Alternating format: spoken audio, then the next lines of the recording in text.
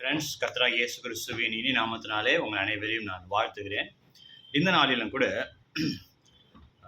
என்ன தலைப்பில் நம்ம தியானிக்க போகிறோம்னு சொன்னால், மெல்கிசேதேக்கை குறித்து நம்ம ஒரு சில காரியங்களை நம்ம தியானிக்க போகிறோம். ஆதியாகமம் 14ஆம் அதிகாரத்தில் 18ஆம் வசனத்தை வாசிக்கிறேன். அன்றியும் உன்னதமான தேவனுடைய ஆசாரியனாய் இருந்த சாலேமின் ராஜாவாகிய மெல்கிசேதேக்கு அப்பமும் திராட்சரசமும் கொண்டு வந்து.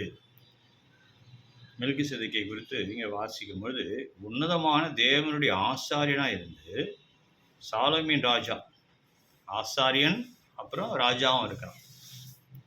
நம்ம இங்கிலீஷில் வந்து ராயல் பிரீஸ்ட்ஹுட்னு சொல்கிறோம். ராஜரீக ஆசாரிய கூட்டமாய் கர்த்தர் நம்மளை தெரிந்து கொண்டார். 1 பேர் 2:9 வாசிக்கிறோம். நாம் தெரிந்து கொள்ளப்பட்ட சந்ததி, ராஜரீக ஆசாரிய கூட்டம் என்று சொல்லி அங்கே நம்ம வாசிக்கிறோம். அப்போது நாம் ராஜாக்கள் மாத்திரமல்ல, நாம் ஆசாரியர்கள் கூட. அப்படிப்பட்டதான் ஒரு மெல்கிசேதேக்.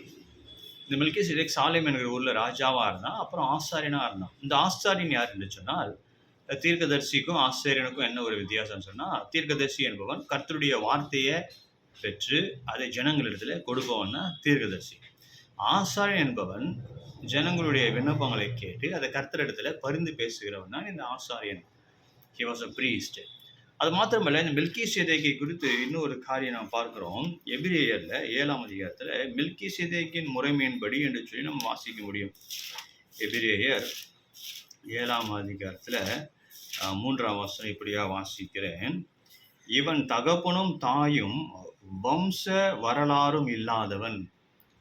தகப்பனும் தாயும் வம்ச வரலாறு இல்லாதவனா. அப்புறம் இவன் நாட்களில் துவக்கமும் ஜீவனின் முடிவுமுடையவனுமாயிராமல் தேவனுடைய குமாரனுக்கு ஒப்பானவனாய் என்றென்றைக்கும் ஆசிரியனாக நிலைத்திருக்கிறான். இவனுக்கு தொடக்கமும் இல்லை, முடிவும் இல்லை. நெய்தர் பிகினிங் நார் எண்ட். இப்போ யாரை இப்படி சொல்லுவோம்? நம்ம ஒருத்தருக்கு தொடக்கமும் இல்லை, முடிவும் இல்லைன்னு சொன்னால் கடவுள் தான் சொல்லுவோங்க. இயேசு கிறிஸ்து அல்பாவும் ஒமேகாவுமா இருக்கிறார். அவர் தான் ஆதி, அவர் தான் அந்தம்.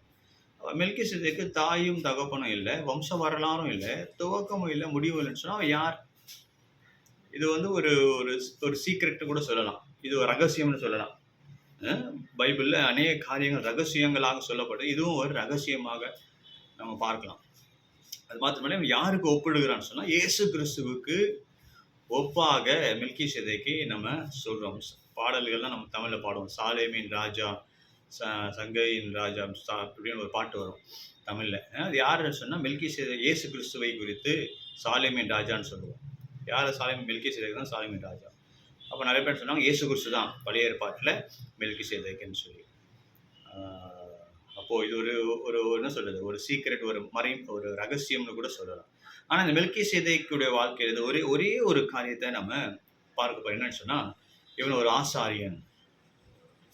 ஆசாரியன் என்பவன் ஜனங்களுடைய பிரச்சனையை கேட்டு, ஜனங்களுடைய பாரங்களை வாங்கி கொண்டு, ஜனங்களுடைய பெட்டிஷன்ஸ், அவங்க விண்ணப்பங்கள் எல்லாவற்றையும் வாங்கி கொண்டு கர்த்தரிடத்தில் பரிந்து பேசுகிறவன் தான் இந்த ஆசாரியன். இன்றைக்கும் இயேசு கிறிஸ்து அவர் பரிந்து பேசி கொண்டு இருக்கிறார். இயேசு கிறிஸ்து அவர் தீர்க்கதரிசி, அவர் ஒரு ஆசாரியன், அவர் ஒரு ராஜா, ப்ராஃபெட், ப்ரீஸ்ட் அண்ட் கிங் சொல்லலாம். தீர்க்கதரிசனம்னா இனி வருகிற நாட்களில் நடக்க போகிற காரியங்களை அவர் சொல்லியிருக்கிறார். அவர் ராஜாவாக அவர் வரப்போகிறார் ஃப்யூச்சரில். இப்போ என்ன பண்ணுறாருன்னா, அவர் வந்து ஒரு ப்ரீஸ்ட், ஒரு ஆசிரியனாக, மத்தியஸ்தராக பரிந்து பேசி கொண்டு இருக்கிறார். அப்போ இன்றைக்கு நீங்களும் நானும் கூட ஆண்டவர் அப்படிதான் தெரிந்து கொண்டு இருக்கிறார்.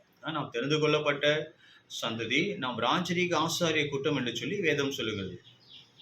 அப்போ ஆசாரியர்களாக நீங்களும் நானும் செய்ய வேண்டிய காரியம் என்ன? மற்றவர்களுக்காக நம்ம ஜெபிக்க வேண்டும், மற்றவர்களுக்காக பரிந்து பேச வேண்டும், அழிந்து போகின்ற ஆத்துமாக்களுக்காக ஜெபிக்க வேண்டும், நம்முடைய குடும்பத்தில் ரட்சிக்கப்படாமல் இருக்கிறவர்களுக்காக, நம்முடைய வாழ்கிற இடங்களில், நம்முடைய உறவுகள் மத்தியிலே, நம்முடைய நண்பர்கள் மத்தியிலே இன்னும் அநேகர் ஆண்டவர் அறியாமல் இருக்கிறார்கள். அவர்களுக்காக பரிந்து பேசுகிற ஒரு ஊழியத்தை நம்ம செய்ய வேண்டும்.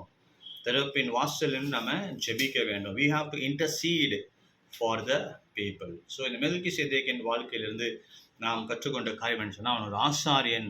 ஆசாரியன் என்பவன் ஜனங்களுக்காக கர்த்தருடைய பாதத்தில் நின்று, கர்த்தருடைய பிரசனத்தில் நின்று ஜனங்களுக்காக வழக்காடுகிறவன் தான் இந்த ஆசாரியன். அப்புறம் அப்படிப்பட்ட ஒரு ஊழியத்தை கர்த்தர் உங்களுக்கு எனக்கும் வைத்திருக்கிறார். அநேக நேரத்தில் நமக்காக நம்ம ஜெபித்து கொண்டு இருக்கிறோம். இந்த நாளிலே மற்றவர்களுக்காக நம்ம ஜெபிப்போம். யோபு தன்னுடைய சிநேகிதனுக்காக ஜெபிக்கும் பொழுது கர்த்தர் அவனுடைய சிறையிருப்பை மாற்றினது போல, நாம் மற்றவர்களுக்காக நம்ம ஜெபிக்கும் பொழுது நம்முடைய சிறையிருப்பை கர்த்தர் மாற்றுவார். நம்முடைய வாழ்க்கையில் அற்புதங்களையும் அதிசயங்களையும் கர்த்தர் வாழ்க்கையிலே செய்வார். தேவன் தாமே இந்த வார்த்தைகள் மூலமாக உங்களை ஒவ்வொருவரையும் ஆசீர்வதிப்பாராக. ஆமென். God bless you.